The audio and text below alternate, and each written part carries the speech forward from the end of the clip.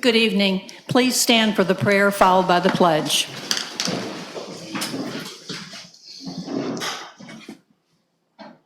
Let's pray. Lord, we love you and thank you, Lord. We just thank you for the opportunity to get together, Lord, as a governing body to look at things for our school district and be able to identify the needs and make decisions, Lord. Lord, your word says in Romans 8:28, all good things come to those that love the Lord and call into your purpose, Lord. We believe that we're called, Lord, to educate these kids in our Madison County.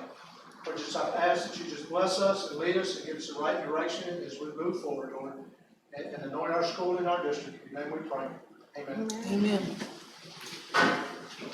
Allegiance to the flag of the United States of America and to the republic for which it stands, one nation, under God, indivisible, with liberty and justice for all.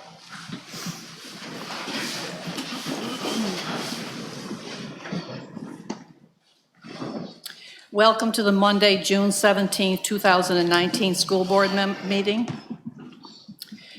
I don't believe we'll have any comments from the public. Do you want? Okay. All right. Amendments. Let's take a look under items for individual consideration. We will move 5.9 and 5.10 under 5.3. So we'll go 5.3, 5.9, and 5.10. All right. Is there a motion to approve the consent agenda? I make the motion to approve the consent items. We have a motion by Mr. Alfred, second. Second. Second by Ms. Williamson. Any discussion or questions? By a show of hands, all in favor? Oppose? 5-0. Jennifer. Items for individual consideration. 5.1, student field trips out of county. Ms. Joseph. Madam Chair, we have 3 trips for the FFA chapter, and this is being paid for by the FFA chapter, and they are going to livestock land judge and forestry camp. That's where they're going. And I would like for you to approve those trips. Thank you, Ms. Joseph. Is there a motion to approve the student field trips? I make the motion to approve the student field trips out of county. We have a motion by Mr. Alfred to approve the field trips or out of county. Second? Second. Second by Ms. Bell. Any discussion or questions? By a show of hands, all in favor? Opposed? Jennifer, 5-0.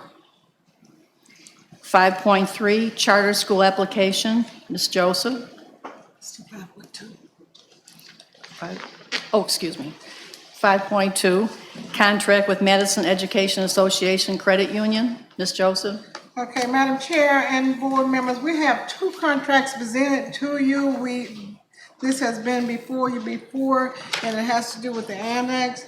And one contract is for the credit union to have exclusive use of the property, and the other is to share property. Right now, we have a couple of district administrators over there, and my suggestion is to let us share the property with the credit union because we have district administrator over there, and for the good of the order, and we need our district administrators in close proximity to each other. And we did look at this building. We do not have any space over here for anyone else to move over here.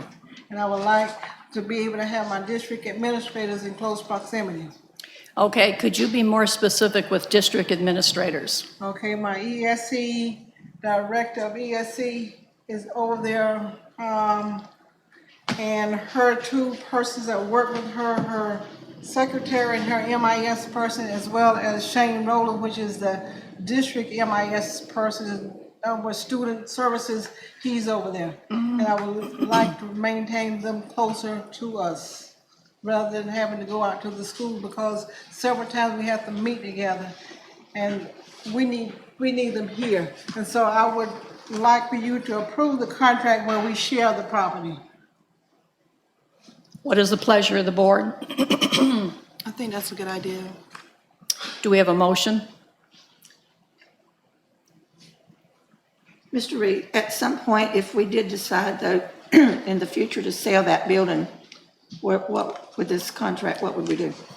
The contract has an out, and let me get you to that, when you talk about the term, paragraph 6, it says the termination without cause, so either party can unilaterally terminate it on 90 days written notice.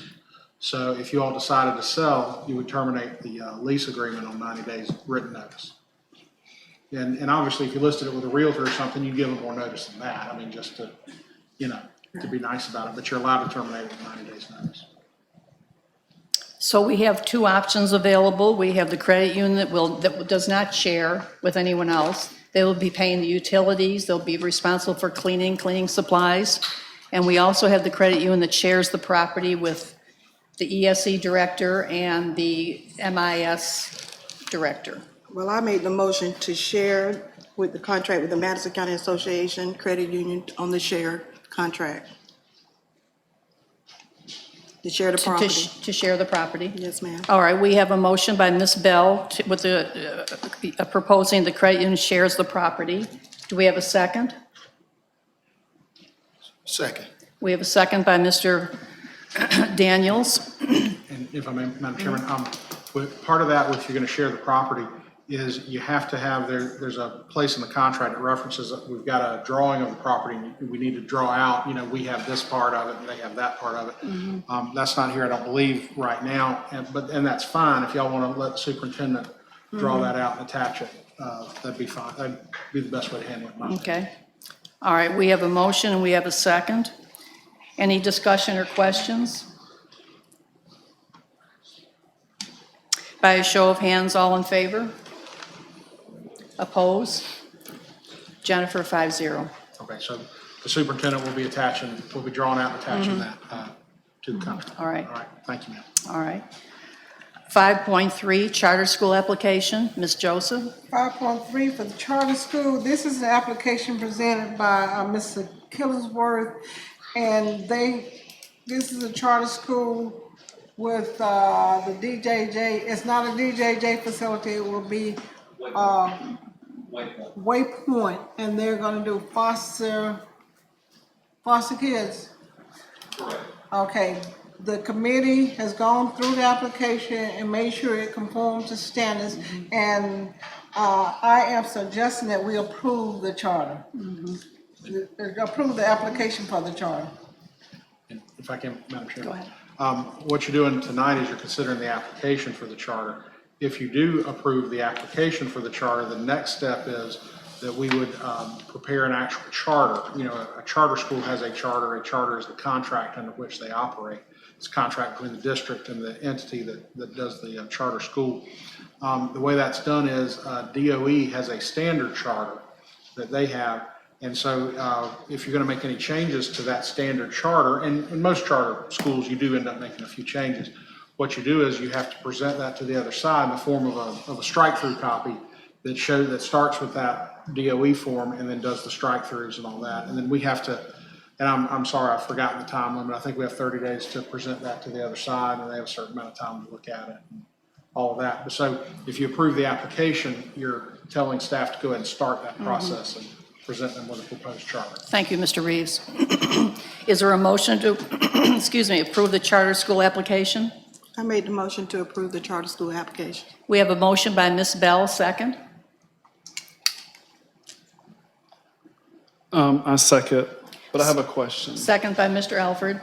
Any questions or discussion? This question, I guess, is for Ms. Joseph or Mr. Killingsworth.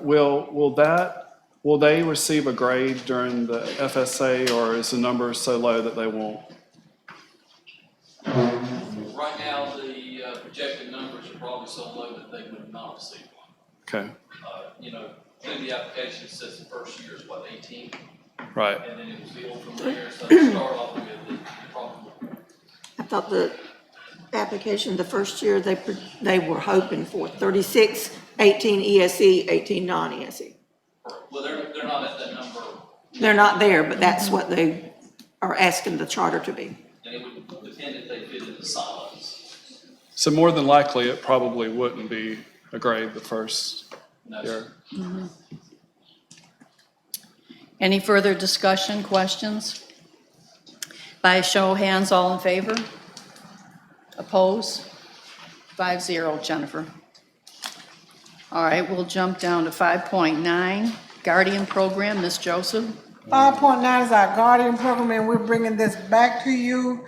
Mr. Killingworth have put a summary sheet on there, but he has some people from the sheriff's department to share some more information with you. As you see in your package, I sent you the requirements, and then also another sheet that showed the selection process, so to speak, and then how everything works. We also asked representatives from the Sheriff's Department if they would also come to answer any questions that you may have. Remember, this is not replacing the SROs that are in our schools. No, this is a separate component, right? Because we're in the Guardian Program right now, and this is just an additional, let's say, enhancement, if you will. That is correct. I know there were some questions and concerns from the last meeting. My apologies for not being here on behalf of Sheriff Stewart, but I'm here today. I'm Ed Richardson, Deputy Sheriff of Madison County. A couple things to really be very clear about with what's in statute. We didn't ask for this. Okay, the governor signed an act, the Marjorie Stoneman Act, okay, last year. And so it's very specific and detailed in what we shall do. It's not an option. And it's very encouraging for us, the Office of Sheriff, to work hand in hand with the Madison County School District. We have 7 schools, okay, and maybe 8 before it's all said and done. And the law is very clear on what we shall do. But to help you a little bit with the vetting, first and foremost, some of the things that you would look for as far as the staff that you have on site is, number one, anyone with prior law enforcement experience. And we have those. I already know that. Secondly is any staff that has prior military training. They take a higher precedence over anybody else that you have on staff. So we're not just looking for anybody. Most importantly, it's those who agree to take this training. Secondly, this is not information, it's exempt from public record. That we don't advertise who these individuals are, okay? Because it's private, and that's in statute. Most importantly, it's 144 hours of very specific training, which is combined of 80 hours of firearms instruction based on the same instruction that the basic recruit law enforcement standard requires for law enforcement in the entire state of Florida. On top of that, you got 16 hours of instruction on precision pistol, an additional 8 hours on discretionary shooting, and all this is in your information. I just want to highlight it. Another 8 hours on active shooter, another 8 hours on defensive tactics, another additional hours of 12 hours on legal issues. They must pass a psychological exam. My people included, all my SROs have passed a psychological exam.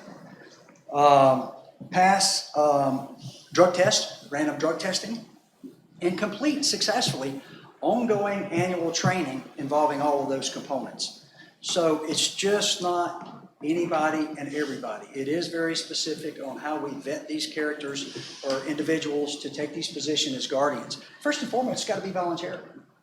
And so we use staff that you have on board to assist us with providing us with those candidates, and we start an interviewing process. Here's the dilemma. It's middle of June, almost July. School starts back in August.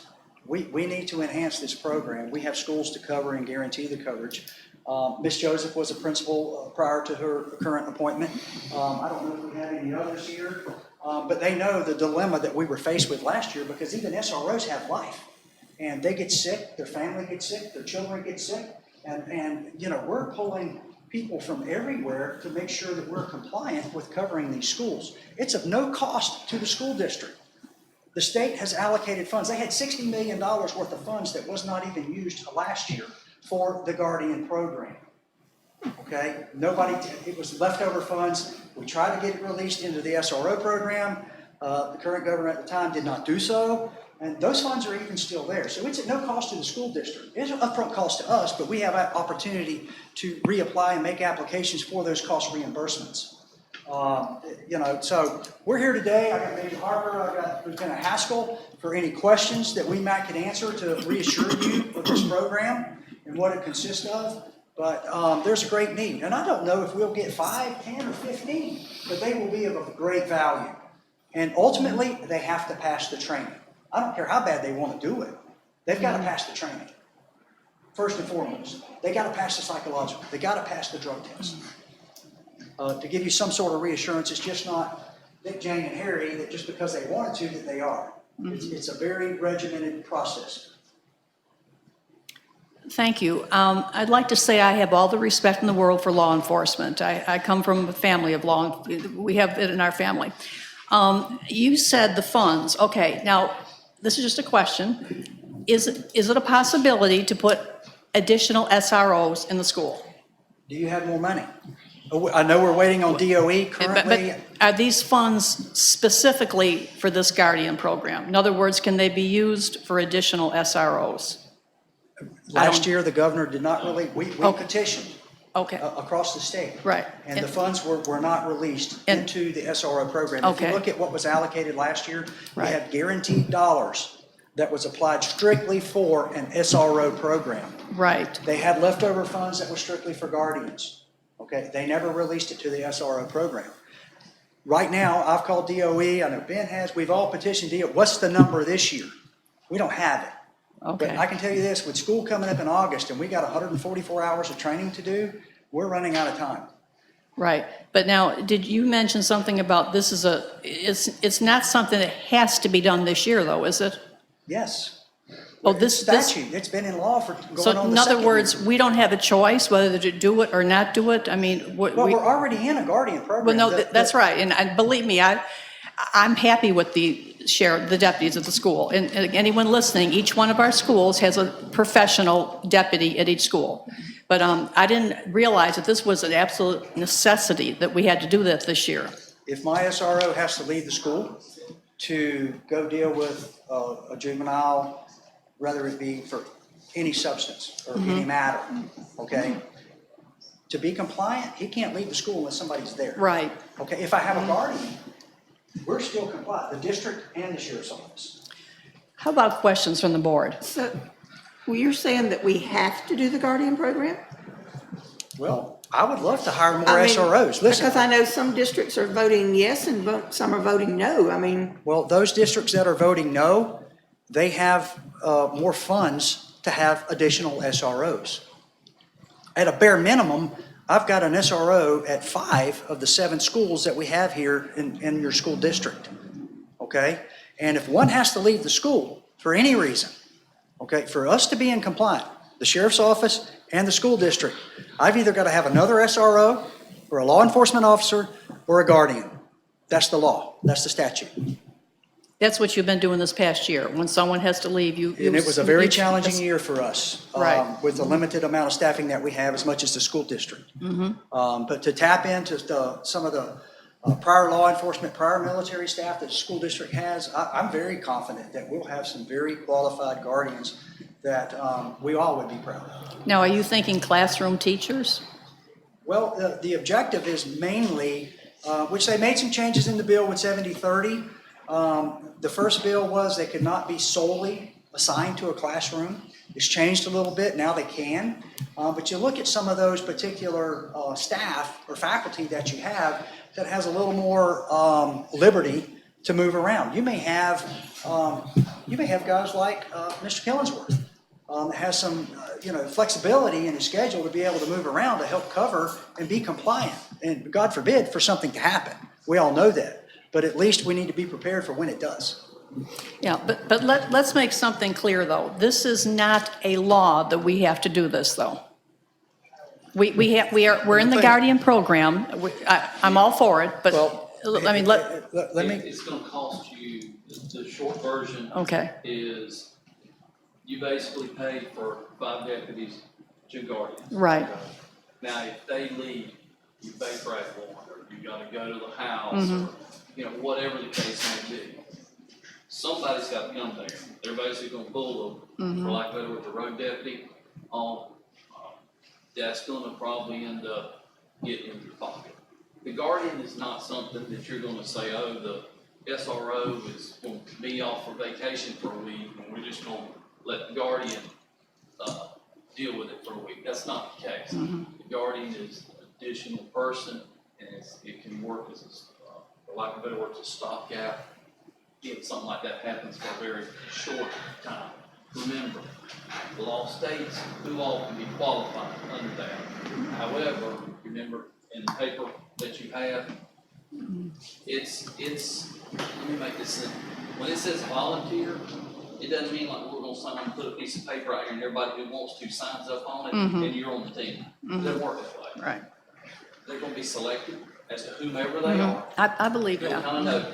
Then they have to say, I will do it. That's the word volunteers. I will do it, because you can't make somebody do it. That's the difference. So you're not gonna have a whole lot. Every Tom, Dick, and Harry isn't gonna do it. Who's gonna be chosen, so to speak, is gonna be closely scrutinized as to who it is. I understand And that. I want to make sure I answer your question. The law is very clear. You will have an SRO or a guardian at any of your schools in the Madison County School District. Oh, yeah. We Charter, understand public, that. regardless. That is the law. And So, I'm all yes. for that law too, and we have complied with the law. Can you limit the number of guardians you have? Like, y'all pick 2, and that would assist if, 2 would be SRO minimum. I'm already down 1 now.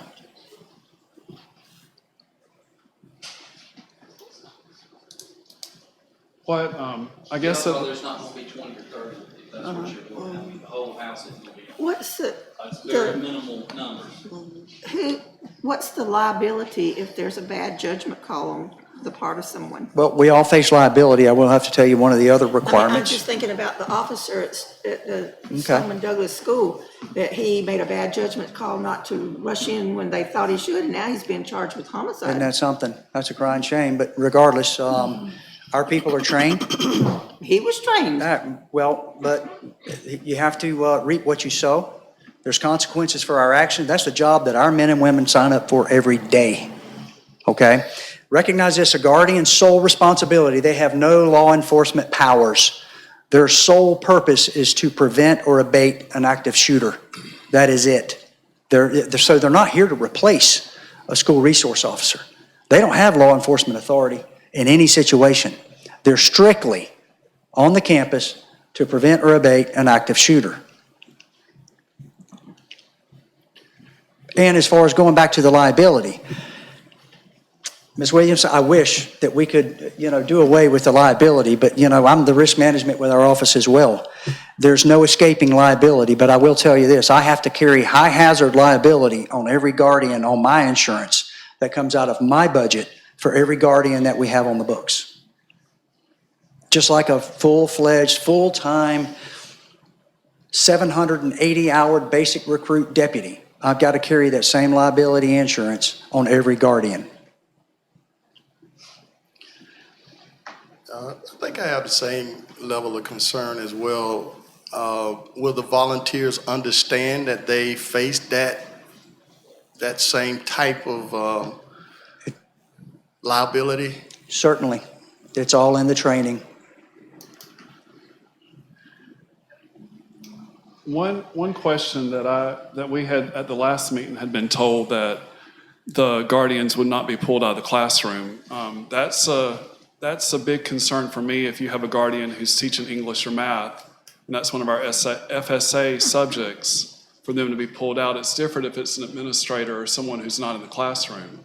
But if you were to have teachers in the classroom who are guardians, I don't know that, we were told at the last time that they would not be pulled out, and now. And that is the purpose of identifying the staff that you have that fits the school district, okay, and what we need them to do, okay? And we do that in conjunction with the Safe Schools designee. I think that's your title, Safe Schools? One of them? Yeah, thank you very much.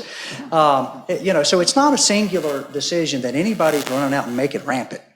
This is a But it's effort still done in conjunction. But it still would be a teacher pulled out of possibly a reading or math No, class. if y'all don't want to consider any teacher that's a full-time I think teacher, they said the names would come before us. right, And therefore, if we see a teacher's in that position, we don't feel comfortable with it, well, then we just say, But, No. but based upon what he had said earlier, that if it was, then, if the SRO wasn't there, then they may be pulled out to cover for the SRO. no, that was a But that misunderstanding. person would not have, the person's gotta be vetted first.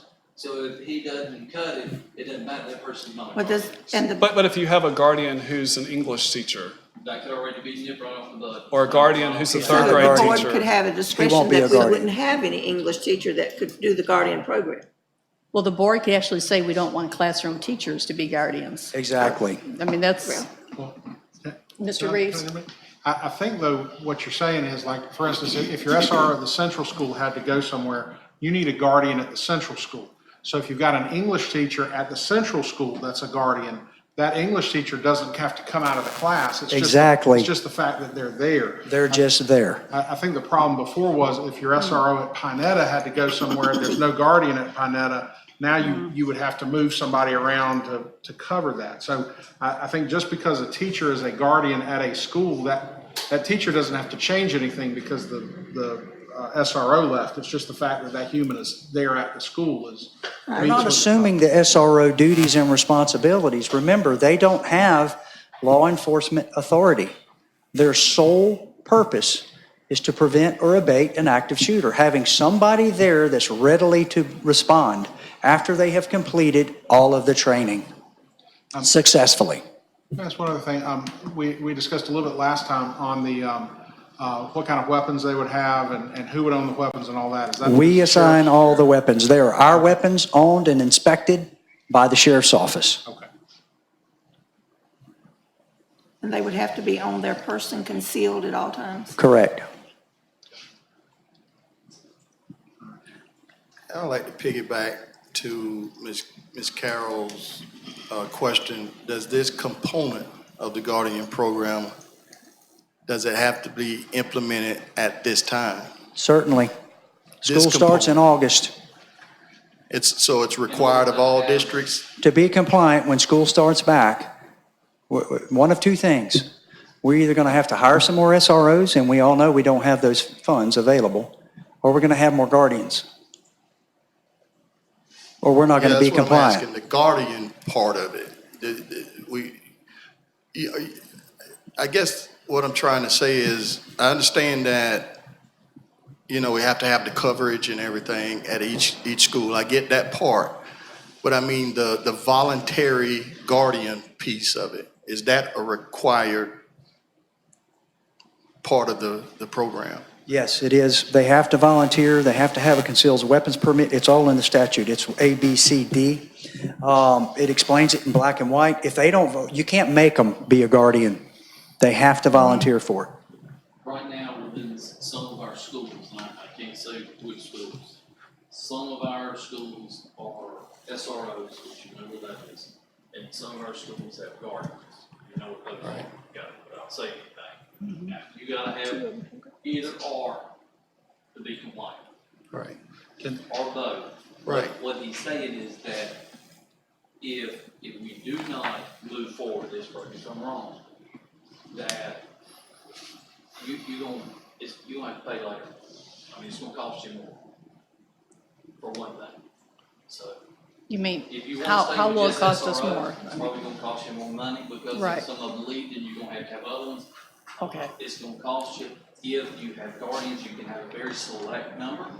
If you're not wanting, like the statute, like that's written, it's But what you're saying is it would have to be guardians not in the classroom. that can be.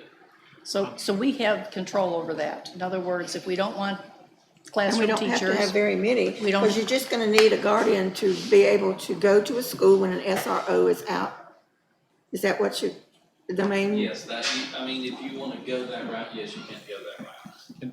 I see what you're saying, yes. Yeah, because Mr. Reeves? I'm like Mr. Alford, I have a concern that the outline schools don't have that many people to choose that might want to be a guardian. I would hate the English teacher at the high school to have to leave their class to go to Pinetta because the SRO at Pinetta got sick. Absolutely. No, we wouldn't be pulling, we would not be pulling guardians from one school to go cover another school. Well, some of your schools aren't gonna have one, because nobody's gonna want to do the Well, trainer. and I understand it, but it's just as simple, Ms. Williams.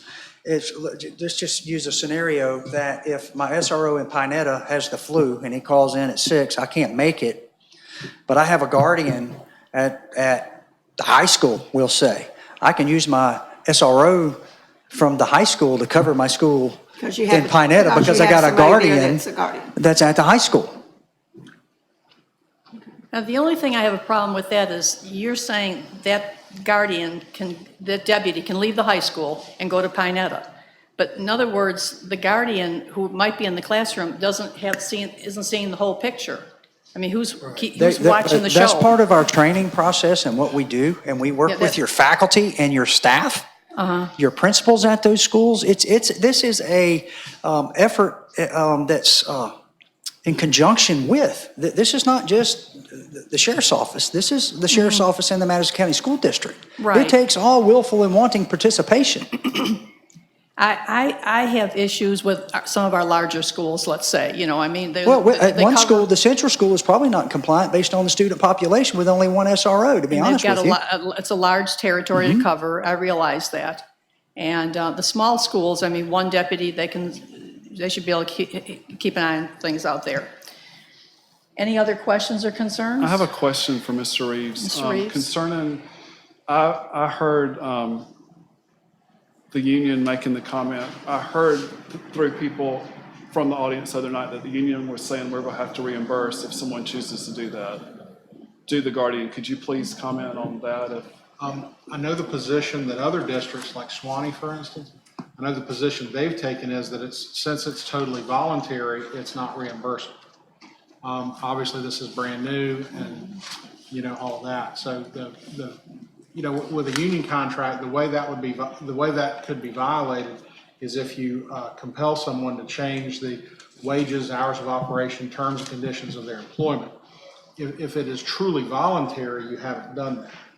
And so that's the position they're taking, is there's no extra compensation due or anything. Now, I think and when I say compensation, I mean, I'm talking about salary. Right. Obviously, the training the sheriff's department's going to provide is not at an expense to them.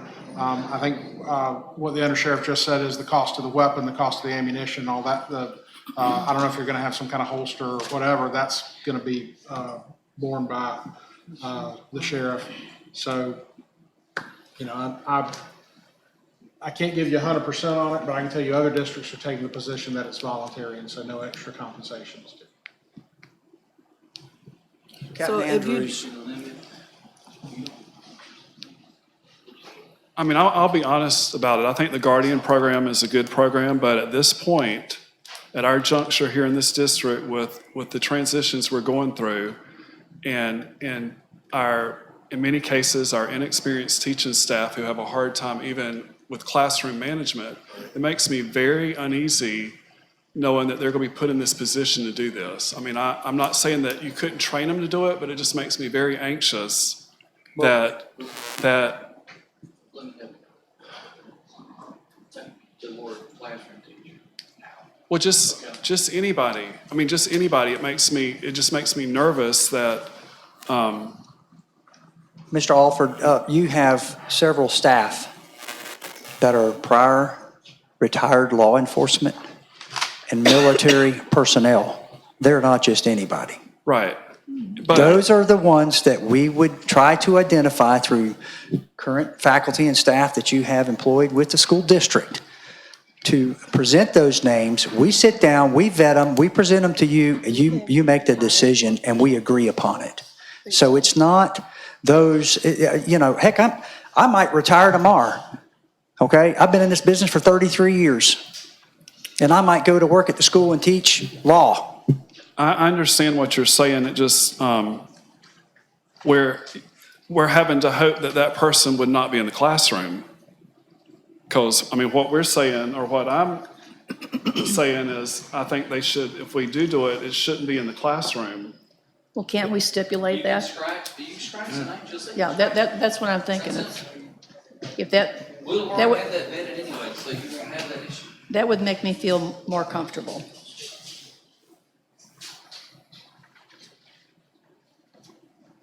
Would you, Mr. Richardson, go over that just very briefly again, just because we have a lot of people listening here? Just what are the repercussions if we don't do this?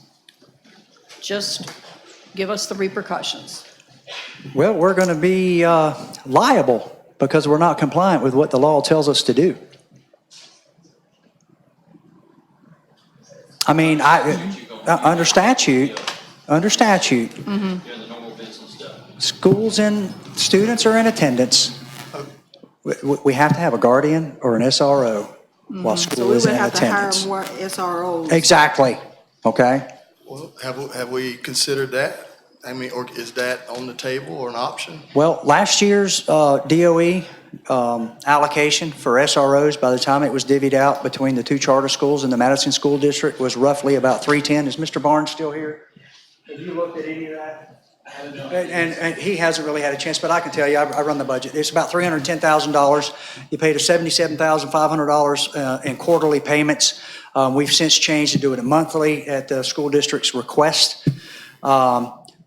So you're talking at a minimum to hire an SRO, salary, benefits, FICA, FRS, which is high-risk retirement, a minimum of $50,000 a position. I can't tell you if DOE is going to give us $400,000 this upcoming year, or is it going to be about the same? I know that they are very prevalent on the Guardian program. My Captain Andrews, which is over our training, is helping Suwannee County do another class of 40 additional Guardians on top of what they already have.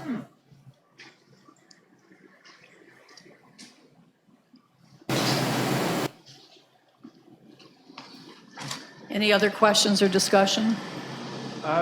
In trying to think back to the last meeting when Mr. Killingsworth said, will the names come before us before? It has it on the two handouts that you have in your packet. It basically says that, but it also says that I will bring the names up here. I will show them to you after we get through. I will take them back up. I won't send it to you in an email, and I won't leave it with you. I will take it up And the right name- after, because those names are not public. Will the names come discussion. before they do the training?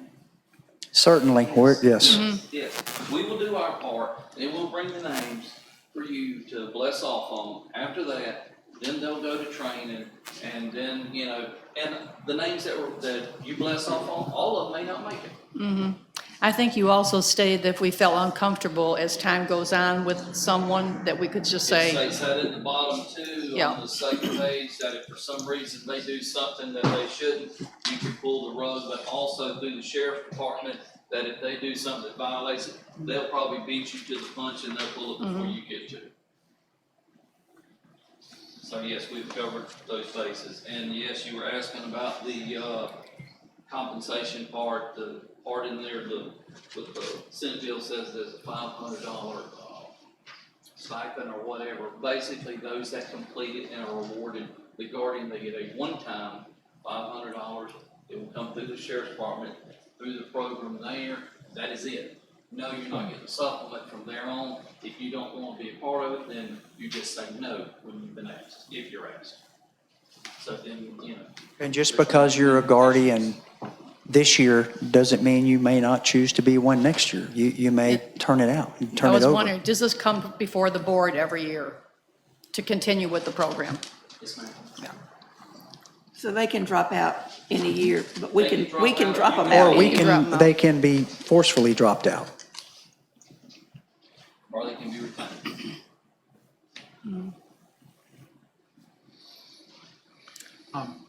Mr. Reeves? Yeah, I'm not seeing that in the statute as far as the board's involvement in appointing it, and I'll tell you where I'm looking at if you look at the handout that Mr.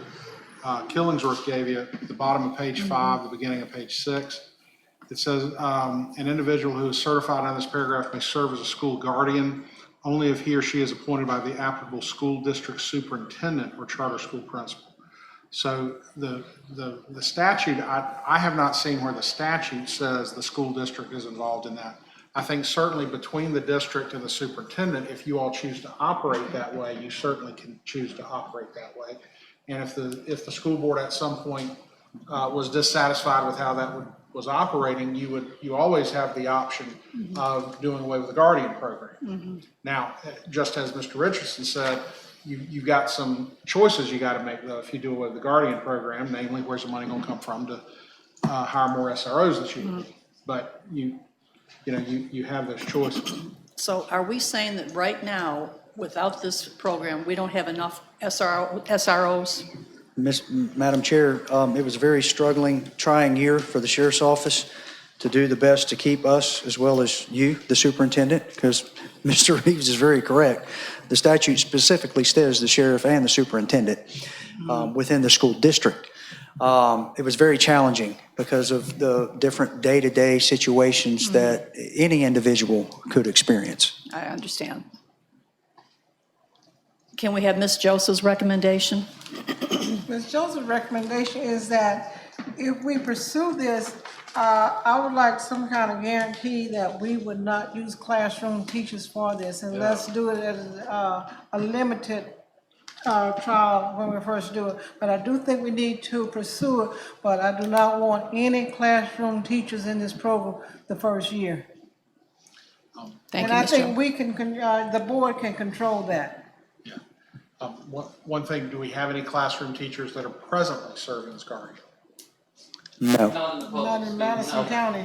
not even in the charter. Well, we're down to one in the charter schools. But Okay. prior to that, no, they weren't full-time classroom teachers. I would also like to, this first year, to keep it at a very minimum number if we do this, because it's kind of scary to think that we're putting It's different. guns in school, to see how this works. I don't want to be bombarded with 25 people the first year. I mean, just keep it at a very small number, see how it works out for us, how successful it is, how comfortable people get to feeling with this before, and then the next year you can, if need be, look at more. I feel like if we get the proper people in place, I'll feel confident with the program, but it's a matter of getting the proper people in place. And I hate to say this, but this is the world that we live in right now. The world it's a scary place. And school security is number one with all of us, I know that. And I like what Ms. Joseph said about eliminating classroom teachers won't be participating. And it is in its infancy, but we want to meet all of our requirements, for sure. Any other questions or discussion? I agree with Ms. Joseph concerning the classroom teachers. We're struggling with making sure kids get what they need academically, and not to say that it would be a teacher that is in a core subject that's FSA taught, but if it is, and you're pulled out 10 days in the year, that's 10 days of instruction. So Right. that would be a big detriment to the children in that class. So I understand the flip side. If we had an active shooter and someone came in, we need as much help as we can. So, Well, we referred to Mr. Killingsworth. Now, for instance, if he was one of the guardians, I'd feel good. Just knowing him, for all the years I've known him. I know he has the experience, so I feel very confident there. A lot of our people, we don't know because we have so many people coming and going, but what that may force to do is people may be having to go to the schools who are not in the classroom. right.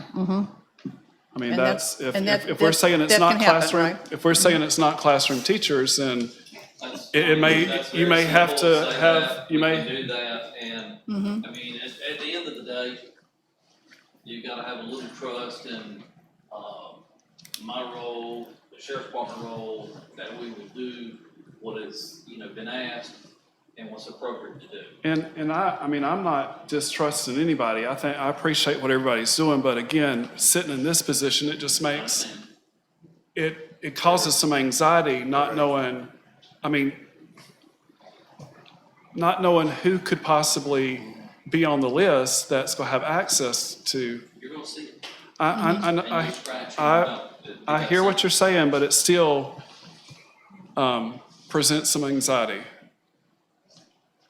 If the board doesn't like the Guardian program, after trying it for 1 year, we could pull the Guardian program. Certainly. Yes, ma'am. We could pull it at any time. Ma'am.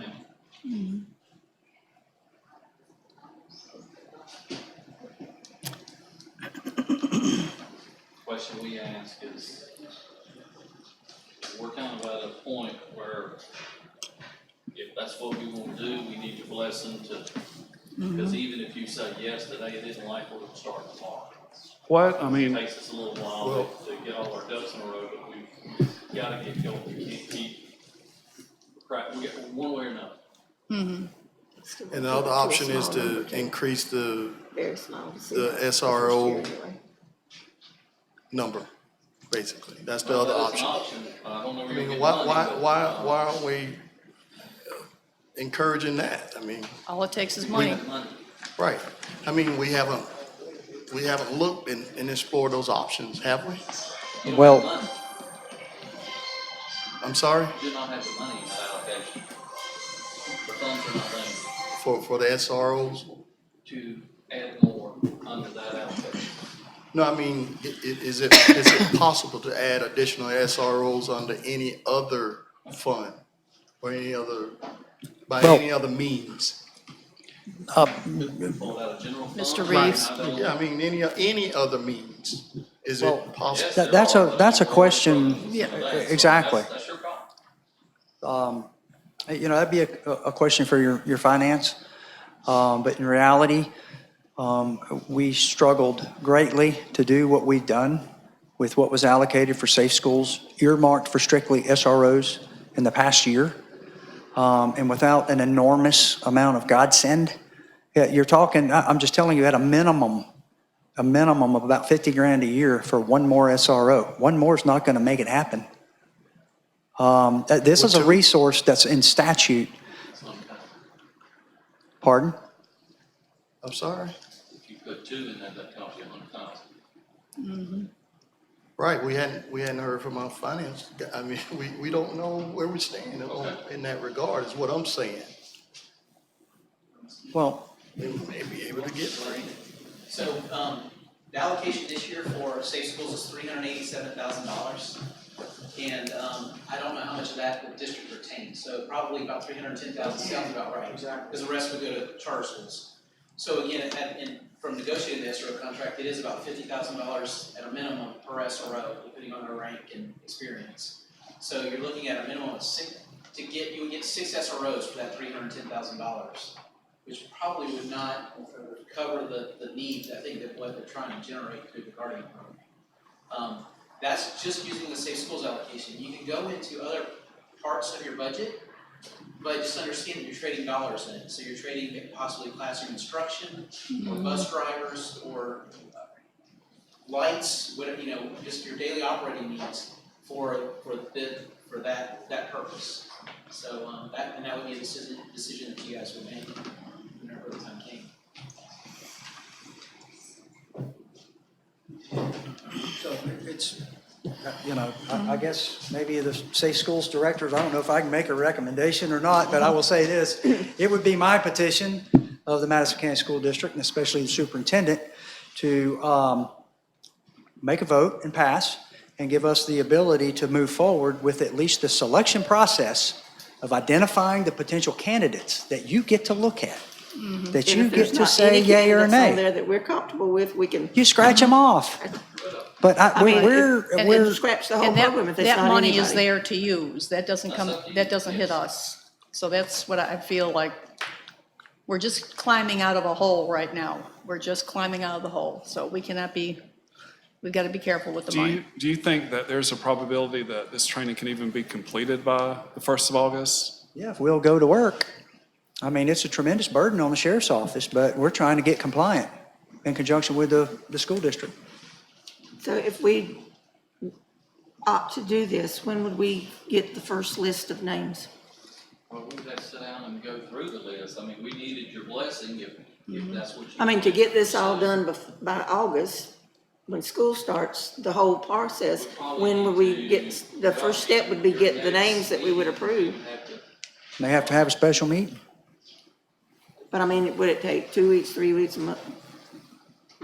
Your next meeting's what, 2 weeks? Well, we could have a special meeting if we had to. That's not the point. It's like, when would it, could it be ready? The rest of the week, as soon as I leave here, going to Tallahassee for training, next week I can get the sheriff's department provided, and they're able to bid, and we'll get a list done then. And if we need to do an executive or whatever, That would need to be a private meeting since those names aren't public. correct. I haven't seen that part of the statute yet that says the school board can have a private meeting. I've seen the part that says it's exempt from public records and all that. I totally get that. But it also says the superintendent appoints. So if we gotta have a statute that says you can have a private meeting to have a private meeting. So am I missing that? You'd have to- Can they not call a private meeting? Can they not call executive session? They call executive sessions all the time. Executive sessions, though, are under the statute dealing with union bargaining. They call it an executive session to discuss union bargaining. There's no generalized, you can call an executive session statute. There's a, We have a meeting whenever you want it. Whenever we have it, the names are not gonna be for public viewing, so that won't matter, because I'm gonna show them to you and I'm gonna take them back. That's it. but that's not how that works. If it's a public meeting and they have to vote on it, it's public, it's in the public. Then whenever your next meeting is. I don't think it's so much a vote. Let's let our attorney work let's out let us how that is, talk about because if we're gonna have it private, it's gotta be private. I mean, Whatever the you process is private. I just need to know, do you want us to pursue or not pursue? That's And where I'm at. I think the vote that you're needing is, and this again, just to get you back to the statute, the process goes forward when you, by majority vote, you voted to implement the Guardian program. So if you choose to go forward with that, that's what you would do. I think you can do just like you're saying and say, we only want it open to employees who are not classroom Non-classroom. teachers. If you're going to do that, though, and this is a question to the board, are you saying that only non-classroom teachers are allowed to go through the training? Or anybody goes through the training, and of those people, we're gonna pick out the... No, I'm not gonna incur don't the need to cost of the train training people. if I already know they're not gonna be Right. blessed. So then that would need to But we be would exclude classroom teachers. from the opportunity for But the they training. don't have the opportunity? Yes. Okay. Okay, do we have any more questions? Discussion? All right, do we have a motion to pursue the Guardian program with the exclusion of classroom teachers? Such a biggie.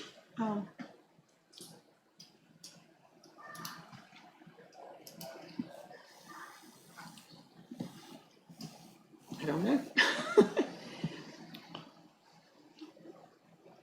I don't mind looking at the list to see what's we'd the have to- potential. Right, we'd have to And approve it, then then we'll, decide if we want to move forward with anybody on the list. well, okay. Would you like to make a motion? That will get the ball rolling there.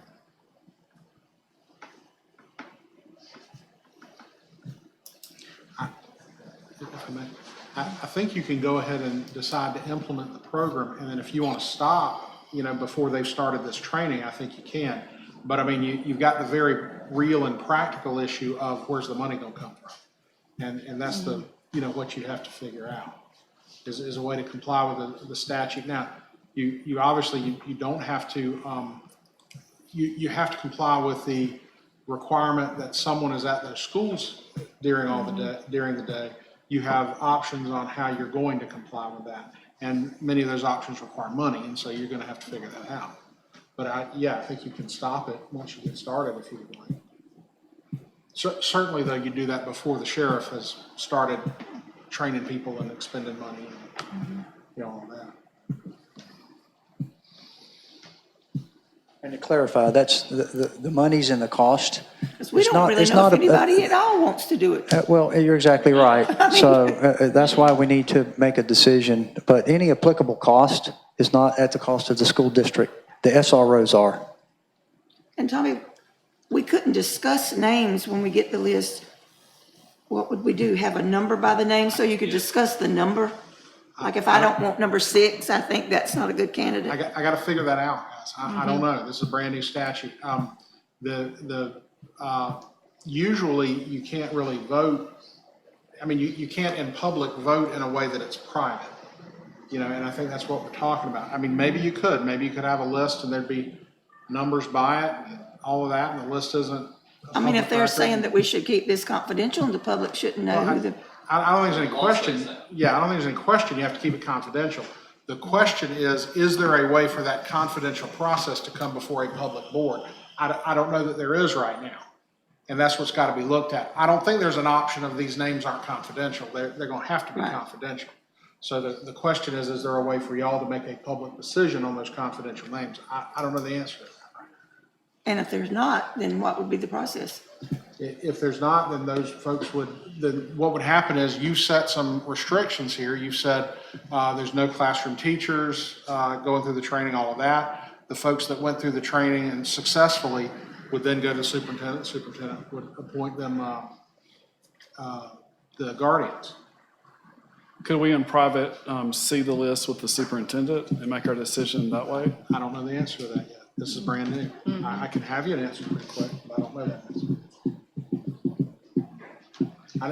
And I don't think other districts are doing it that way, though. I don't think other districts are involving the school board in that fashion, but, you know. So they're just going based upon the superintendent and whatever parameters are set? That's my understanding. With the chief law enforcement agency, you know, Yeah, it's yeah. just, it's, And the superintendent doesn't have the option of picking somebody that Right. doesn't successfully complete the sheriff's training, so. But could the board set the total number of guardians that we would want to look at for the Sure. first year? Sure. Yeah, we may not get that many. We may not get the number that we set. But you don't want to exceed I that. really want to keep it, if we do this, keep it very low the first year to work out all the things that we need to work out to make sure this is a, Yeah, you can. I think you got to give some thought to that, though. If you say, we're only going to take, just pick a number out of the air, I don't know if this is right, wrong, or indifferent. If you said, we're only going to take 10, okay, if 12 apply, which 2 don't get to go through the training? That's something you kind of have to think through. Now, you can say first come, first serve, I don't know, but you need to have thought that through.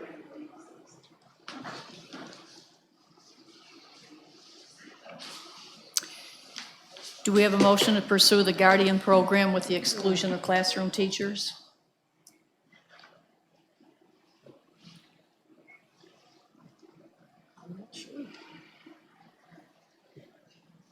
I make the motion to pursue the Guardian program excluding all classroom teachers within the school district. We have a motion by Mr. Alfred, second.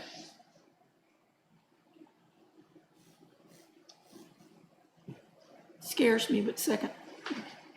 I'm going to hand it over to you. No, she just seconded. Did you second it? Okay. We have a second by Ms. Williamson. I'm sorry, Ms. Williamson, I didn't hear you. Second by Ms. Williamson. All in favor? Oppose? 3-2, Jennifer. All right. thank you, Chair. Thank you. I hope Right, thank you. All right, let's jump down to 510, Interlocal Agreement. Ms. Joseph? Okay, 510 is another item that has been, that's back to you again. This has to deal with the fencing of the road at Pineapple Elementary. And this is an agreement that to be able to fence the road at Elementary, which is owned by the county, we need permission. So this is what this is about.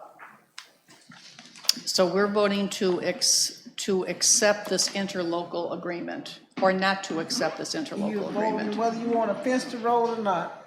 All right. Do we have a motion?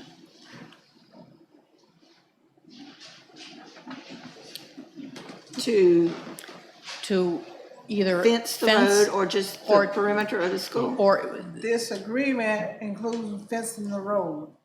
this is just closing off the road, what we're talking about right now. The interlocal agreement technically is between the county and the school board, and it would allow the school board to take operation and maintenance and control of the road. So and you'd have to have that to be able to do the fencing around the road. So the question is, do you want to have that control and operation of that road? Now, let's say you say yes, then you fence it around the right of way of the road. If you say no, you still do a fence, but you can't fence off that road. And that's what you need to decide, is whether or not you want that piece of road. Right. Now, by doing this, we're not saying no fence also.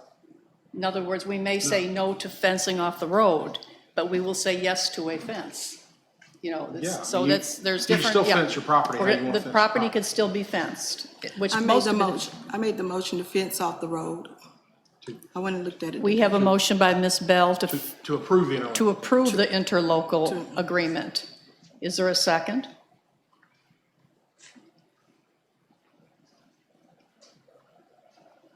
Motion dies for lack of a second. All right. Well, I'll make the motion that we do not accept the interlocal agreement at this time. Okay. We have a motion by Ms. Williamson not to accept the interlocal agreement. Is there a second? Second. We have a second by Mr. Alfred. Any questions or discussion? All in favor? Oppose? 4-1, Ms. Jennifer. All right, let's, okay. 5.4, self-advocacy. Wait, I have a question, excuse me. Oh, For excuse me. Mr. Reeves, would this be the time where we can make the motion to fence the perimeter of what we had talked about? Well, what's on the agenda right now is just the interlocal agreement. Uh-huh. Certainly, if y'all wanted to amend the agenda, you could, but I think under this topic, you probably could not. So, but again, you can amend the agenda and take that up if you'd like. I just want to make sure that we have it before school starts, where we Right. could not waste any time, where we could get the ball to rolling concerning. We could either do it tonight, we could amend the agenda. I've got maps of the school and just, you know, if you'd like to see the maps, you can just, I mean, I just think we need to go ahead and handle it before. because it'll take time to get Right. the fencing and all this, yes. All right, the map I just gave you has, let's say 3/4 of the school is fenced in right now, other than the front of the school. All right, the only way in the school right now is to go, if I went there tomorrow, the only way to enter the school is through the front door. And after it's, I'm beeped to enter, in other words. This would not let, this fence would go across the front on school board property, and they'd still have to enter the fence through the front of the office. So they have control over it, in other words. The other option, the gate would be left open, as Mr. Killingsworth said. In other words, cars could come and go as they please, and I saw, no, that's scary to me, because it's about the same as it is right now. This way, the fence is not allowing you to get close to the building. That's just an option. No, I mean, Yeah. based on the rendering, I mean, I think that's a good option we have. I just want to make sure that the ball starts rolling. I do too. I want it to get implemented, you know. Where we're So- not at the end of, Right, and I know July. other schools have fences which they're open 100% of the time, except at night. So they're really, I mean, what good is the fence? But this way, this fence will be closed. And they'll have to enter through the office again. So do we need first a motion to amend the agenda so we can vote on this? Well, the chair has the authority to amend the agenda if she finds it Yes, appropriate. yes, I'd like to amend the agenda. We'll place it under 5.10A. what'd you say, Ms. Joseph? 5.10A. 5.10A, we could do that. And so, of course, the chair would need to find good cause to amend the agenda, and I think you just said that. It'll be an alternative for the interlocal agreement. Right. And, But you're amending the agenda to add that, and then it should be recited in the minutes as the chair found good cause to amend the agenda. Right. And add this as whatever it is. for added security, 5.10A. right, I would like to amend the agenda to put, to erect a fence in front of Pinetta Elementary School for added security. Now, since that is an addition to the agenda, you need to go ahead and call for public comments, because see, at the time of public comments, this wasn't Oh, on the that's, agenda. that's right, yeah. Do we have any public comment regarding Pinetta Elementary School? Are you fencing in the sidewalk up front or not fencing in the sidewalk? Fencing in, it'll be right, well, what they decide, probably right behind the sidewalk there. So between not on the roadside of the sidewalk, but on the grass side of the sidewalk? Any other comments? All right. Yes, I have one question. Will all the other schools be equally safe, similar way? That's a question for Mr. Killingsworth. They have fences, but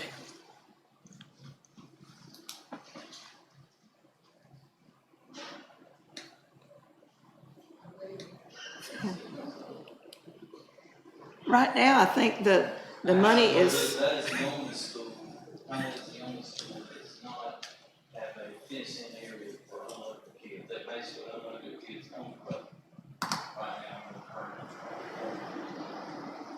But now, my question was, will all the schools be as equally protected? Because if I'm understanding correctly, is, will this fence be closing the entire school? So that's the only way That's that you their can mission, enter? that's not mine, but I'm saying this, But that's what they're theirs. talking about is across the front, right there. The school already has a fence around the outer part, it's just bringing in the front part. So my question is not. With the front office and the bus ramp, this fence across, that kind of, is what they're saying, based on what they, the drawing that this gets has. There's weaknesses as well. did you get your question answered? Not really. Okay. I went and looked today, and where they wanted to put the fence on the other side of the road, it would have been a safer area for the kids to unload the bus.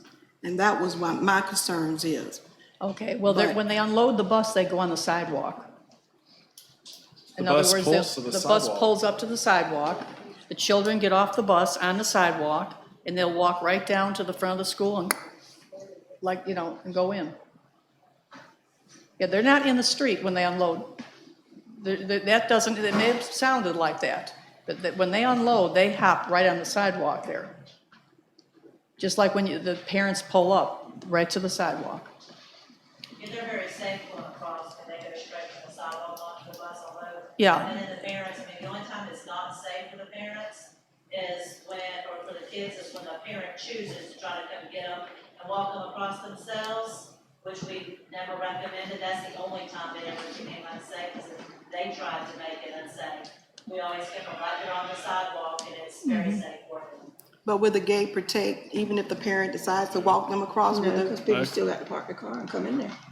It doesn't matter where the gate is, I mean, if the parent tries to come and get them, I think.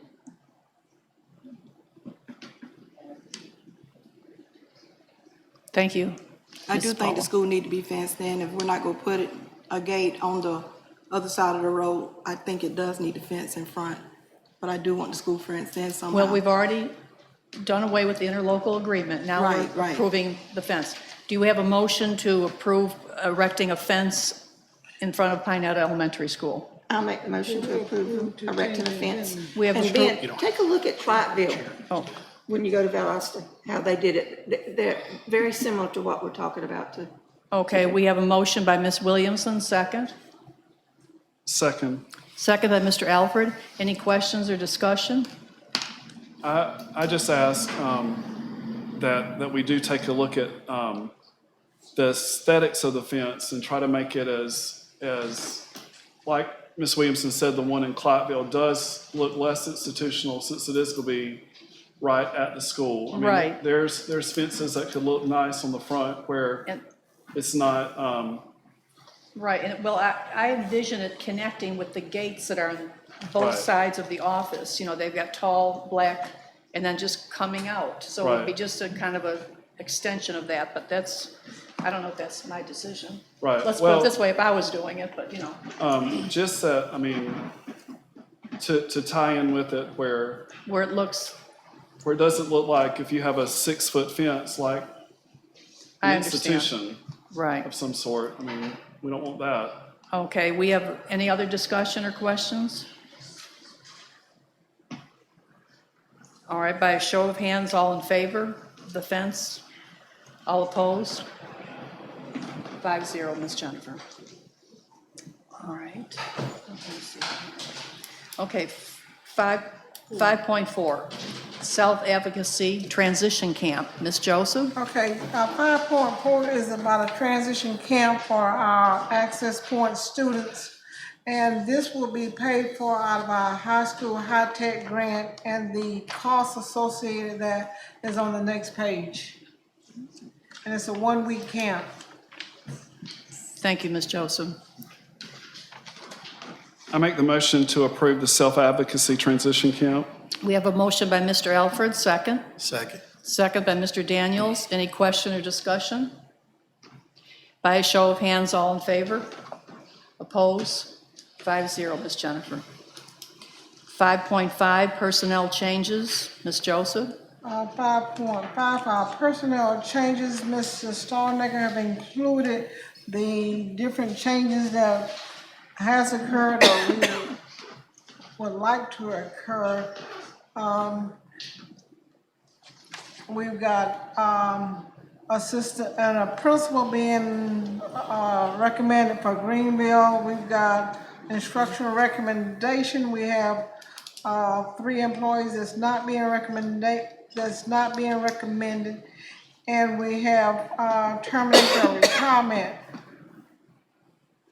Okay, one note for Kelly Mentor, we have received her letter of recommendation. We wanted to put this on here because those positions need to be filled as soon as possible, and we didn't want to receive it tomorrow and have to wait 3 more weeks before we could advertise that. And Ms. Turner, so we have received those letters of resignation. Resignation? Yes. Thank you, Ms. Joseph. Do we have a motion to approve the personnel changes? I made the motion to approve the personnel changes. We have a motion by Ms. Bell, second. Second. Second by Mr. Alford. Any questions or discussion? All in favor? Oppose? Ms. Jennifer, 5-0. 5.6, staffing table. Ms. Joseph? 5.6, staffing table. These are in line with the staffing table application, staffing table plan that you have approved a couple of weeks ago. And I'm going to turn it over to Mr. Stallnaker and Mr. Barnes to review this with you. Madam Chairman, on behalf of the non-instructional staffing table, I would like to start off with it first. We went and looked at reductions from either people retiring or resigning or positions in cleaning up the actual staffing table. The key thing I want to point out, at the beginning of 18-19, we had 183 non-instructional staff, and right now we've been able to whittle it down to 171.5. On the school's instructional staffing combined calculation list chart that's on the board docs, what this document is doing, we had previously used this as a workshop. I mean, not as a workshop, but as a worksheet. But after some deliberation and discussion with Mr. Barnes and the rest of the staff, we would like to transition the instructional staffing table to this format, because this format will allow you as a board member to readily look at each individual page and see the exact calculation of how many students is in K to 3. Is this the format you're talking about? Yes, ma'am. Yeah, okay. How many, like for example, the first page is for the district summary.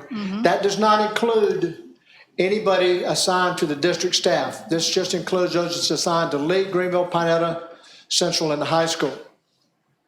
Say for example, in the basic K to 3 program, district-wide, we have 618 students. You divide that by the factor of 18 capacity, we need 34 teachers and so forth. So that was something, your intelligence, that's the process that we want to work through. I want to go down to the first total of 2,025 students. Just in a ballpark, if you take 2,025 and divide that by 18, you're going to get a little over 101 teachers. If you divide it by 2022, you're gonna get a little less than 100 teachers. But what it does, it takes the total of all these categories for that 2,025 students. Coming out of general fund alone, they generate 101 teachers. Now, the non-program units in the bottom left, those are the supplemental positions that we need. Media specialists, guidance counselors. When we've looked at the actual programming and the scheduling requirements of each individual school, we're gonna have to add these 5 supplemental positions listed under supplemental instruction program to meet the instructional and academic requirements for core classes at each of the schools for a total of 5 teachers. So bottom line, we have 123 teachers that will be paid out of general fund, 14 paid out of Title I, 1 teacher paid out of Perkins, one teacher paid out of Perkins and Title I-D, 1.8 people paid out of IDEA. You have 1 staffing specialist, which is assigned to a school, and the 0.8 is the other 2 from the dean. You see the 1.2 deans? Plus the 0.8 equals the 2 deans, for a total of 140 teachers. Now again, I want to remind the board that this does not include any staffing specialist or any instructional positions assigned to the district. We are forthcoming and working on developing a district allocation staffing plan exactly like this, but it will include any instructional staff and any administrative staff that we have assigned to the district office. I got a And that will question. be forthcoming. Okay, let's go back under non-program units, the supplemental instructional positions. Okay, you mentioned something about media and guide, well, they're listed separately. They're listed separately, yes. So let's go back to the 5 there. The 5 are, tell us again what the 5. The 5 supplemental positions are to meet the instructional requirements based off of staffing and the academic, not the non-academic courses, but the academic courses of each of the school sites. We have 1 at Lee, 1 at Greenville, 1 at Central School, 1 at the high school, and 1 at Pine Oak. And they've already been budgeted for. Those particular units, those are basic instruction classroom teachers. They are classroom I think I heard teachers. a comment about asking what they will be doing. They are going to be classroom teachers. That's what they'll be doing. And the reason for that is, in a perfect world, yes, you will get 1 to 18 in elementary school, K to 3. And yes, you'll get 1 to 22. And yes, you'll get 1 to 25. You know that doesn't happen. I mean, anybody who's taught in a school or been in a school, you very rarely get a classroom that is filled at capacity at 1 to 18 or 1. So in mixing the schedule and actually putting the students in chairs in classrooms, you start to realize that the formulas, while they're a good guide, you need to be able to adjust off of them a little bit. And in order to increase transparency, that's why we pulled them off the calculation and put them over here as supplemental. Because they're not part of the calculation. The calculation doesn't drive that many teachers. But because you can't build a perfect schedule like that, you have to have some flexibility. And that's the reason why those are there. Thank you for that. At some elementary grades, it's just not feasible to have a combo class. So that's why we have that position there. Thank you. So in comparison to, and when Sam said we budgeted for these positions, so just so you know, for 18-19, when you began 18-19, if I'm looking at your approved staffing table correctly, you had 157 teaching positions. This is proposing 140. So this is basically 17 position cuts driven by a formula that says that this is basically what you need. And that's the reason why we thought this worksheet would work better for you guys, is so you could actually see the calculations that determine that. So a 17 teacher reduction at an average cost of about $45,000 to $50,000 per teacher is about $700,000 to $800,000. And just so you know, that's about the deficit that you're running this year. So it looks like your deficit is going to be between $600,000 to $800,000.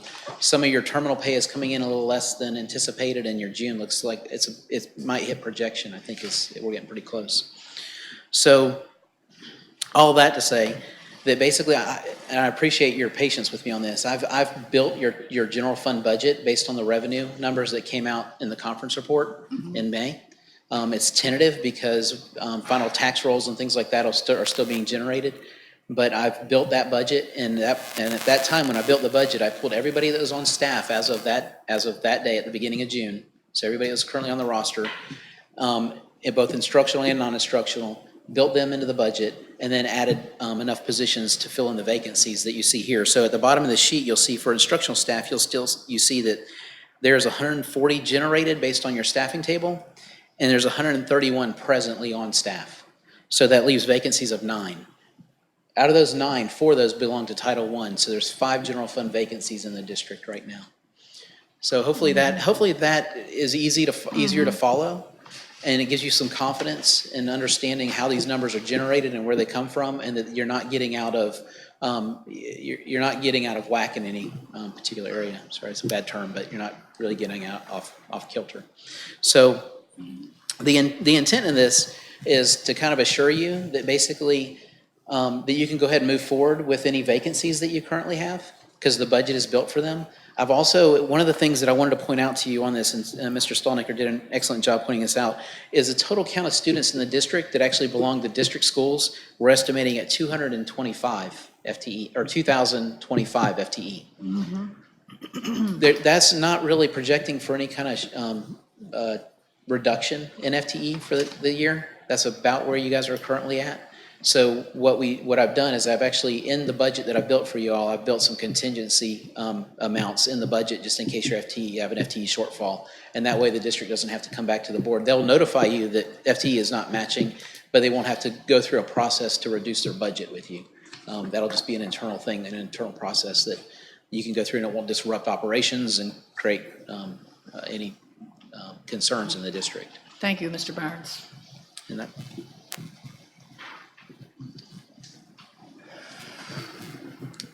any other questions on that?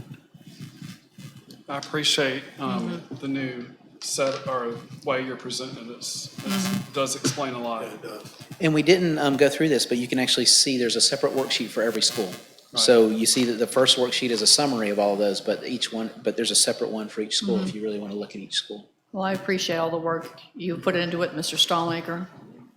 Just looking at this process here in this format, going back to the old format that we have for the non-instructional, which eventually will be changed, trying to calculate this correctly is a nightmare. This is just so much more easy. This is easier to Absolutely. look at, for one thing. It's just, And if I understand it correctly, a lot of the credit I think goes to Perry. I think we borrowed. Yes, we did. We borrowed this. Clean it up a little bit. Yeah. Thank you. Thank you. do we have a motion to approve the staffing table? I made the motion to approve the staffing table. We have a motion by Ms. Bell, second. Second. Second by Mr. Alford. Any questions or discussion? By a show, I was going to ask you, may I point out one thing? Sure. As we continue to monitor numbers, this is very fluid, so it may fluctuate. If we do see it needs to fluctuate to increase, we'll come tell you. If it needs to fluctuate as a decrease, we'll obviously tell you as well. thank you. By a show of hands, all in favor? Okay, oppose? 5-0, Ms. Jennifer. 5.7, employee recommendations, Ms. Joseph. Okay, these are some additional recommendations, and Mr. Stallnaker will review them with you. Back in April, we approved the administrative recommendations on April 1st. We approved any current employee at that time that was on annual, professional, or continuing contract on April 15th. These people here now, even though you see on the first page, you have 2 probationary at the top, then the rest of them are annual, I've already rolled them over to an annual contract. The 2 that are at the top are probationary. That's because they were hired in the middle of the year, and by statute, you can be probationary for up to 1 year. And what we're doing for instructional, the proposal is, again, after consulting with Mr. Barnes, we believe that we can take everybody that we had that was on probationary contract and recommend them for hire for next year. You may have questions on the non-instructional, and the only thing I want to point out about the non-instructional, by contract and collective bargaining agreement, the non-instructional employees are on probationary contract for 2 years, not like the instructional for 1 year. Any of your questions? I just asked that in the future that all the recommendations have what position beside their name. There's some that are are empty. Okay, we can do that. Any other questions for Mr. Stallnaker? Do we have a motion to approve the employee recommendations?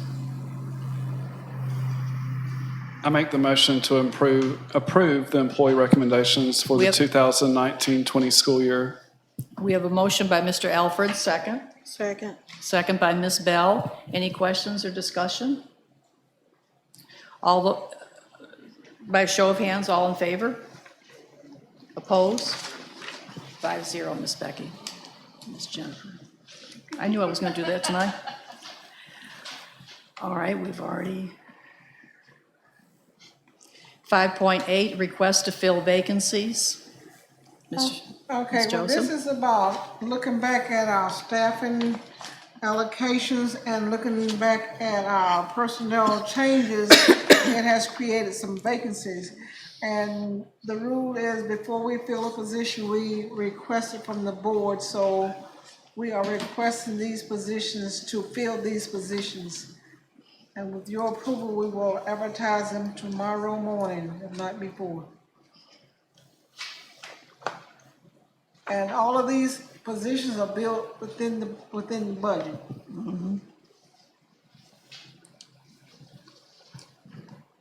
Do we have a motion to request to fill the vacancies? Make a motion.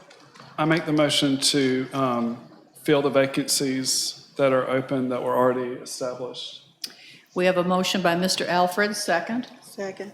Second by Ms. Bell. By a show of hands, all in favor? Opposed? 5-0, Ms. Jennifer. 5.11, monthly financial reports. Ms. Joseph? Mr. Barnes,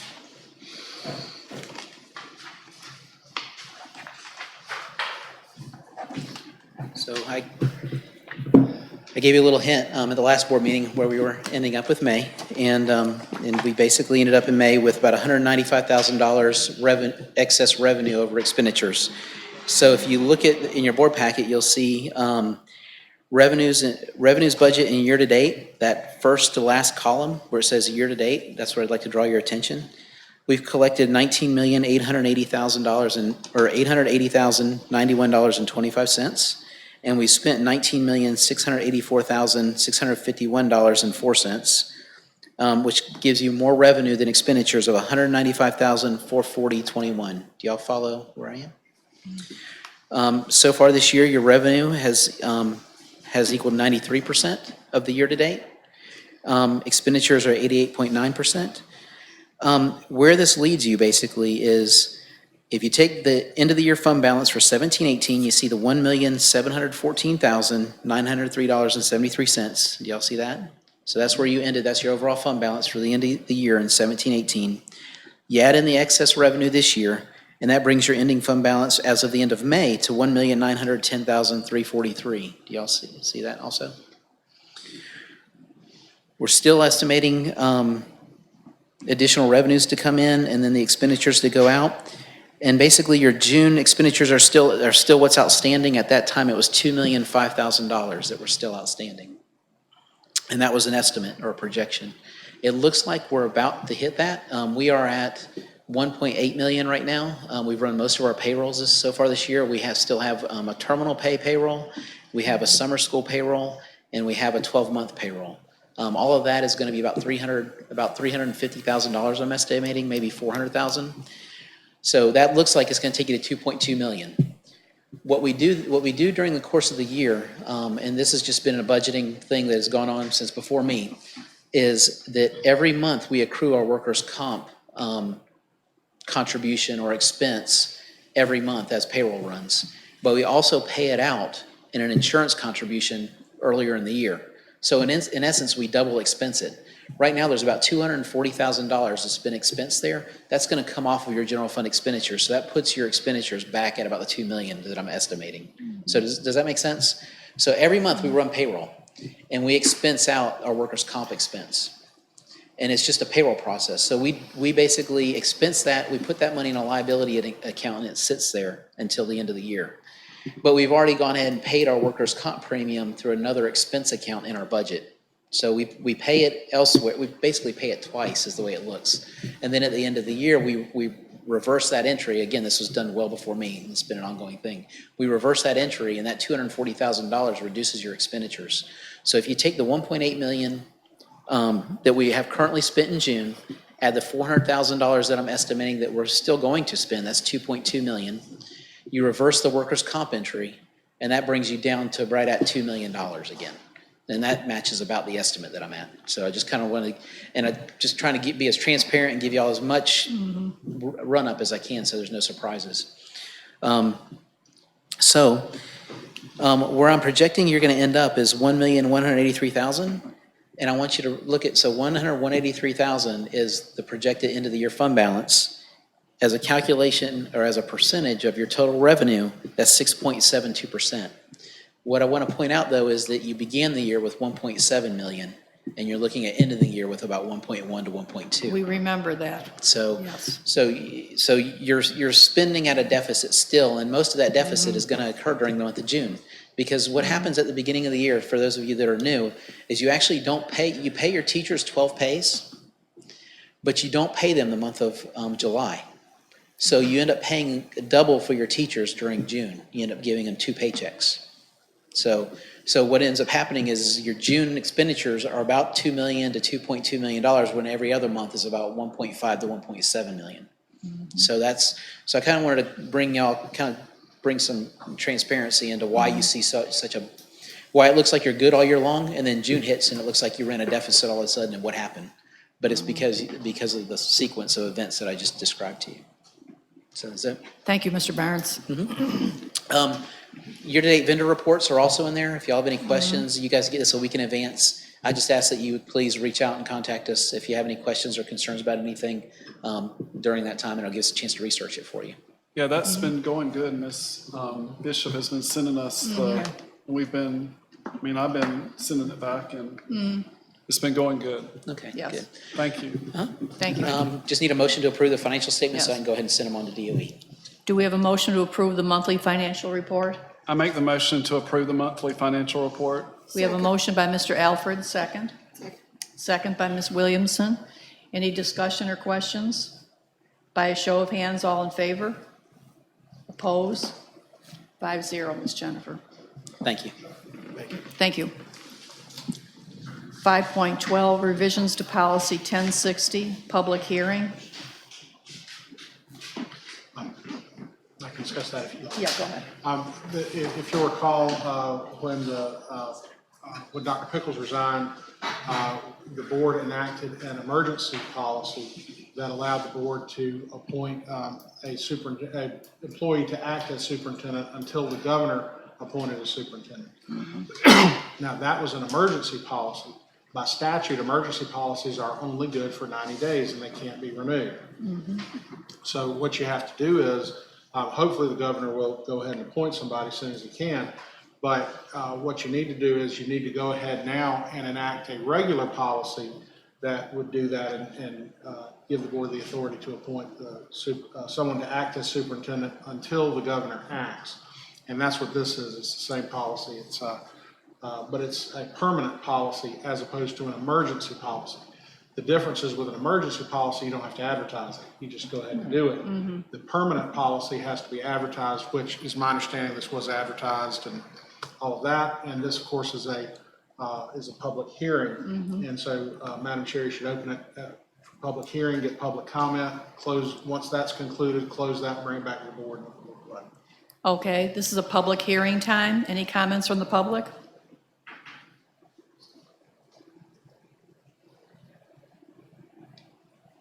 All right. Now, And so now, if you're closing the public comment, then you need to accept a motion second, and you need to dispose of this issue by motion second majority vote. okay, like do to- we, About the policy, the next time someone is picked for superintendent, intern, I would like to be known ahead of time who would suggest it.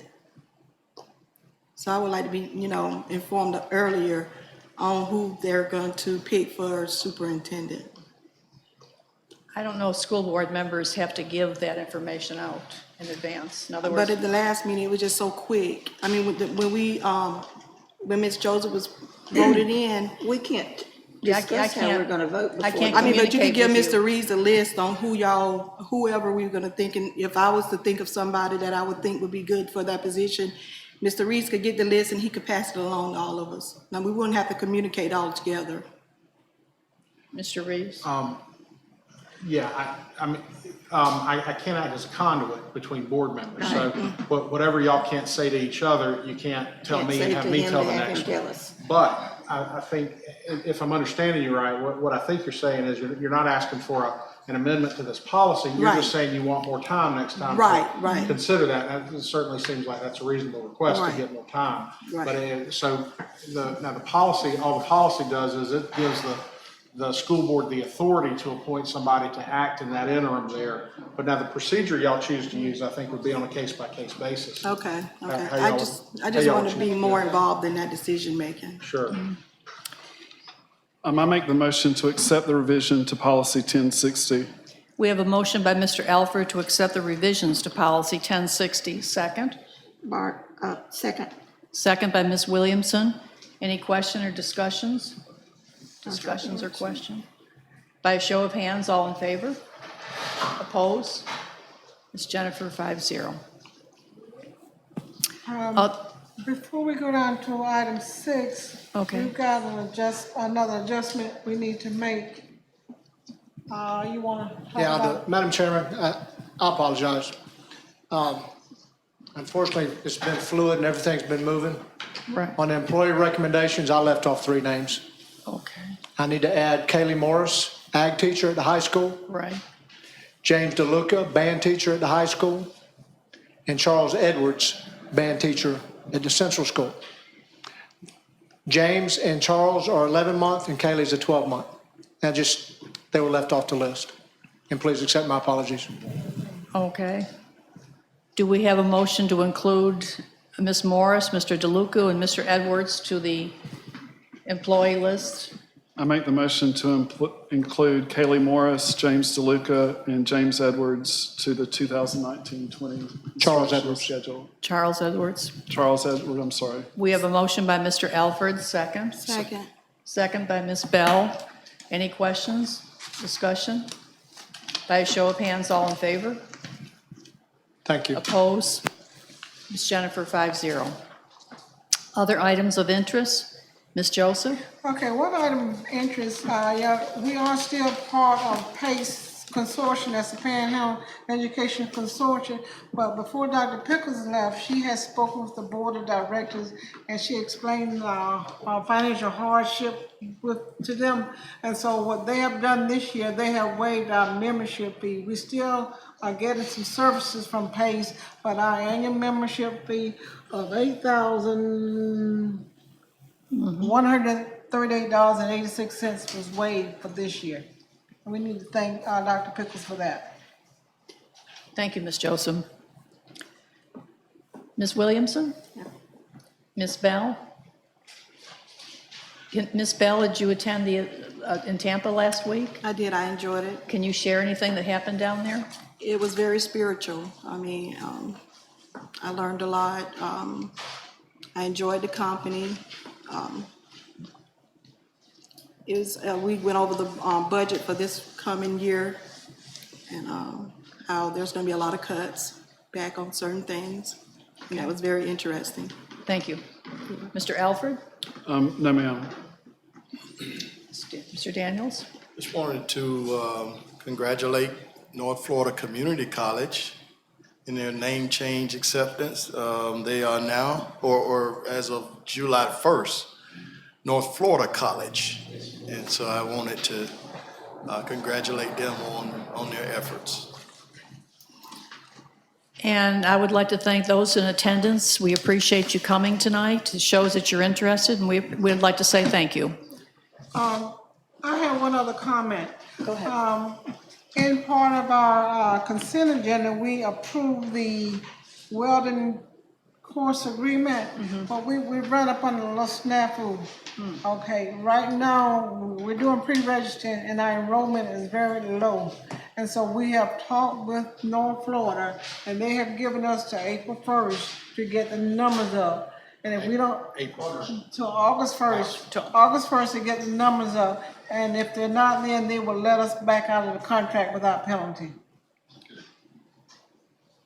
Well, Okay, right now, we only have 2 students registered for the welding program. I was going to say, I wonder, now this is just a suggestion, that Yes. maybe next year, there could be some more communication between the students and, unless there is, there might be already. In other words, what the school can provide, 'cause that's a wonderful opportunity for them. Okay, we are going to try to make personal contact with the students that were in the program last year, but we've changed it drastically. Right. Last year, they were just going for 1 class period, but we've got it structured this year so they can be in there a half day, and they do have time to complete the program. Right, so that might make a difference right Yes. there.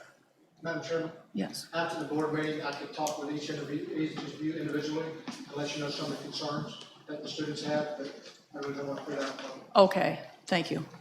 Ms. Joseph, is Yes, there any sir. way that, I know that we're going to do all we can, but to really make sure that either through calling the students, the all calls, letters, where we could try to, because we've invested a lot of money in trying to get this up and running to And- have it. And I'm it's, going to talk with the principal and ask them to make personal phone calls. We're going to start with the students that were in the program last year, and then solicit other students that may have shown an interest. Is there, and correct my memory on this, Mr. Reeves, is there any way that people in the community can be in with the students, or what? Yes. Weren't we gonna have could be like community people in the, Certainly, I think you need to approve them as volunteers like you do everybody else. but is there any way that we make it advertised in the community that this program's being offered? You mean So- volunteers With or? the college, Rick Davis is working the adult side, Oh, while we're students? working the student side. Oh. But yes, we can have students and adults there. The adults that come in, they would come in the back way, like they always, like they do for the regular night class anyway. They just have to go through the level 1 screening with us, because they'll never be left alone with a child. So they just have to do the same background screening as anybody else. And you have to do the same thing to go on campus in college. Right, now how will this be advertised? We're marketing it with our students. The college, it's their responsibility to market for the adult side. Oh, okay, okay. So they are doing it for the adult side? Yes, they'll have it at night as well. See, part of the problem, we had 2 cohorts. A cohort met on Monday, Wednesday, and part of the day, and ski day on Friday, Tuesday and Thursday and on Friday. So they weren't getting enough time. And actually, they didn't start burning sticks or cutting until mid-December, and started the second semester, and the kids got discouraged. Well, maybe now they'll be encouraged. That's what we're trying to do. Right. And Very, I see that the amount of stuff, you've seen the facility, with a lot of money. oh, I know it. A lot of money and time, man, So to just have it. it'd be a wonderful profession for many students, I know that. Any other discussion? Okay, do I have a motion to adjourn? Motion to adjourn. We have a motion by Ms. Bell, second by Mr. Daniels. Meeting is adjourned.